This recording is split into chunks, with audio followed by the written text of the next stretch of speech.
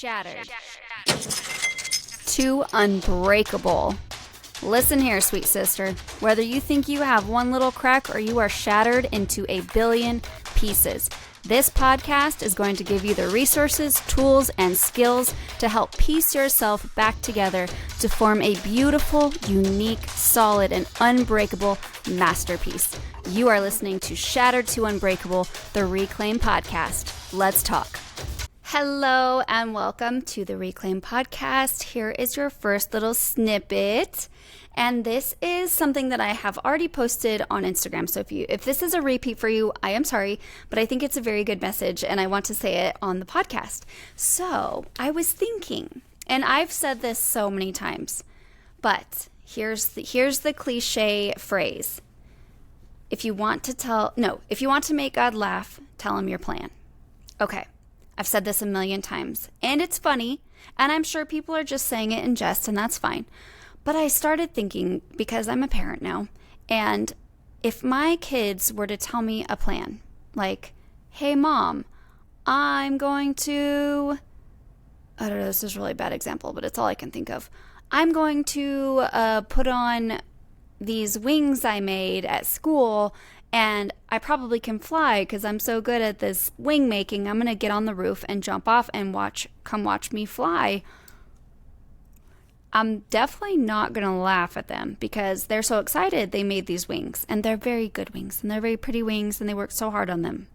Right? But if they jump off a roof, they're not going to fly. They're going to fall and die or get really hurt. I can't let them do this. Right? What I can say is, those are very nice wings.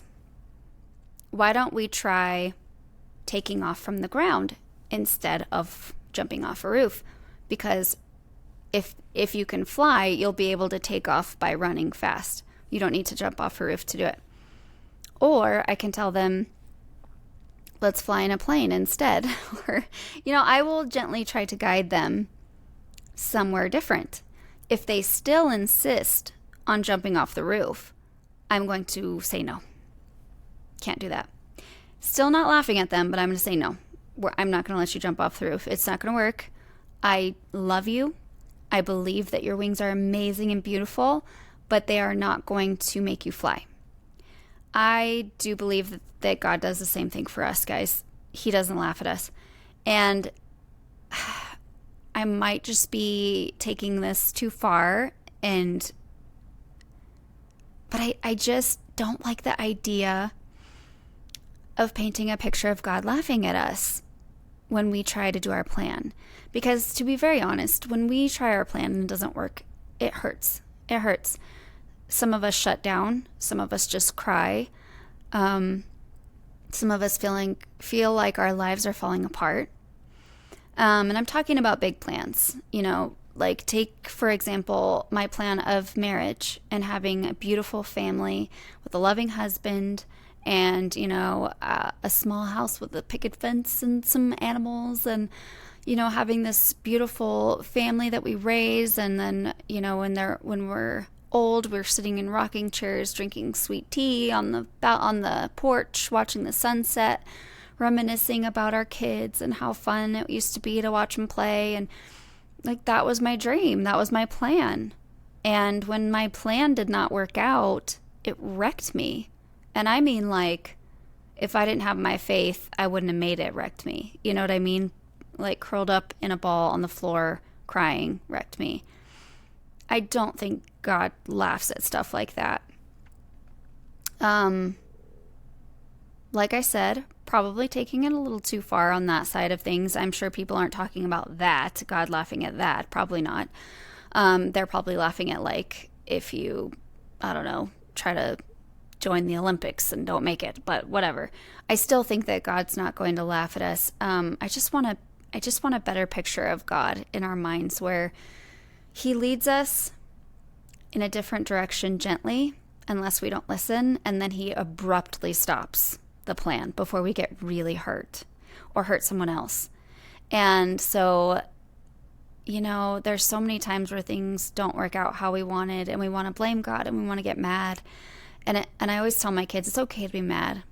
It's okay to be mad. It's okay to be mad at God and say, why? Why why did this have to happen? I think about Job, the story of Job in the Bible, when I think about these things. And people always say everything happens for a reason. I completely disagree with that, completely. I don't believe everything happens for a reason. I believe God has things in mind for our life, obviously, and he knows what they all are. But I don't think that suffering or heartbreak comes from God. I don't think he plans that. I don't think that, you had a miscarriage for a reason. I think that's ridiculous. God would never plan that. I think that every piece of suffering comes from Satan, all of it. I think that God allows things to happen because of free will, because if everything was forced to be good, it wouldn't be truly love or, truly good. It would just be boring. Gosh, if everything was just always, there would be no real feeling to anything. It would just be so robotic. Anyway, so the story of Job, God doesn't cause Job's suffering, Satan does, but God allows it. And then Job shows Satan this strong faith that God knew he would, which is why he allowed it, because he was like, oh, Job's got this. God wasn't laughing. He was heartbroken for Job watching this happen, but he knew Job would stay faithful, and he knew it would be this great testimony to this human's faith in God, and, made Satan pretty mad. And I think that's what's happening in all of our lives. When things aren't going the way you wanted and you feel like the suffering is not fair, you're right, it isn't. And it's not of God, and it's not okay. And you don't deserve it, and your kids don't deserve it. And if you keep your faith through it all, be mad, cry, say it's not fair, talk about it, it's okay. It's funny because even Job's friends were telling him, God, if your God was truly God, he would stop this from happening. You need to talk to your God. This is ridiculous. You know what I mean? Because your friends will try to come in and rescue you in your suffering. And sometimes that's more, it causes more hurt than help, if you know what I mean. I know we've talked about toxic positivity before. And so when you're suffering, sometimes it's okay to just suffer alone, or to find somebody who's suffered through it with you or has suffered through it before. That's why support groups are amazing, because they can give you, here's how I got through it, and here's what it looks like on the other side. Here's how beautiful the joy is after the suffering, right? So we talked about that Tuesday. So I just want to leave you with that. Nothing happens for a reason. But things happen. How you react to it matters. And God can make something beautiful out of any situation. He may allow things to happen, but he will create something beautiful out of it. Hands down, 100% guaranteed. So, if you're going through hard times, if your plan's not going how you planned, have faith. Reach out to somebody who's gone through it before. You reach out to me. I love you. I will answer my DMs, messages, emails, and walk you through all of this.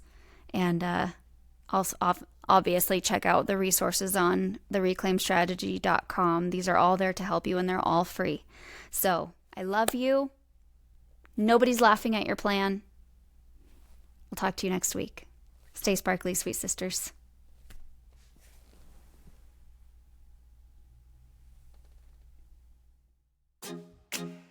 Thanks for listening, you guys. I wanted to let you know our website has changed. Our new website is called thereclaimstrategy.com. I think it is so fitting.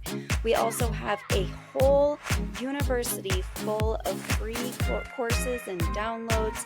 So please go check that out. It's called the Reclaim University, or Reclaim You.